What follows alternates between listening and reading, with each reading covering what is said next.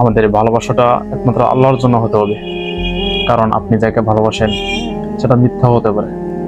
আপনি যাকে ভালোবাসেন সেই ভালোবাসা পেয়ে যদি আপনি আল্লাহকে ভুলে যান, তাহলে আপনি অবশ্যই মনে রাখবেন সেই ভালোবাসা, আপনি যাকে ভালোবাসেন সে তো আল্লাহ তাআলা তাকে নিয়ন্ত্রণ করাচ্ছে। তো অবশ্যই আপনাকে ভরসা রাখতে হবে যে আমি যাকে ভালোবাসি তাকে তো আল্লাহ তাআলা নিয়ন্ত্রণ করাচ্ছে।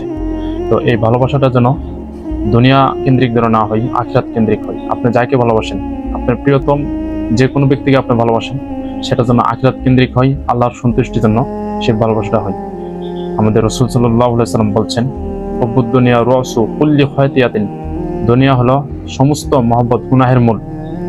কেউ যদি ভালোবাসে আখিরাতের জন্য, আল্লাহর সন্তুষ্টির জন্য, তাহলে সে সাকসেস, কামিয়াব হবে। আর কেউ যদি দুনিয়া কোনো লোভ লালসার জন্য, কোনো ব্যক্তি খুশি করার জন্য ভালোবাসে, তাহলে সে তো ক্ষতিগ্রস্ত, লাহুয়াল খাসিরিন, সে সবাইকে বলি। খেয়াল রাখতে হবে আপনি যে কাজ করতেছেন, আপনি যার সাথে সম্পর্ক আছেন, সে কি আল্লাহর কেন্দ্রিক, সে কি আখিরাত কেন্দ্রিক নাকি দুনিয়া কেন্দ্রিক, সেটা দেখতে হবে। সে কি নামাজ পড়ে, তার কি ঈমান আছে, সে কি হালাল এবং হারাম বেঁচে খায়, এগুলো আপনার দেখতে হবে। যদি আপনার না দেখেন, সে যদি হারাম ভাবে চলে, সাপোজ একটা এক্সাম্পল, সে যদি হারাম ভাবে চলে, তাহলে আল্লাহ তাআলা বলছেন কাল কিয়ামতের ময়দানে যে যার সাথে মহব্বত হবে সে তার সাথে সাদৃশ্য হবে। আপনি যদি নামাজ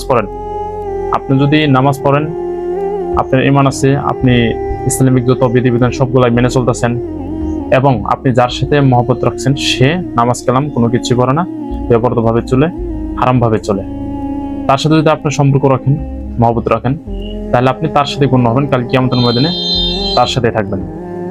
অর্থাৎ আপনার নামাজ রোজা, আপনি যে আমলগুলো করতেছেন আখিরাত কেন্দ্রিক, সেগুলো কাজে লাগবে না। এই জন্য প্রিয় ভাইয়েরা এবং প্রিয় বোনেরা, আপনার যার সাথে মহব্বত রাখেন, যার সাথে আপনি সম্পর্ক সময় কাটান, সে হতে হবে আখিরাত কেন্দ্রিক, না হয় আপনি ক্ষতিগ্রস্ত, ধ্বংস হয়ে যাবেন।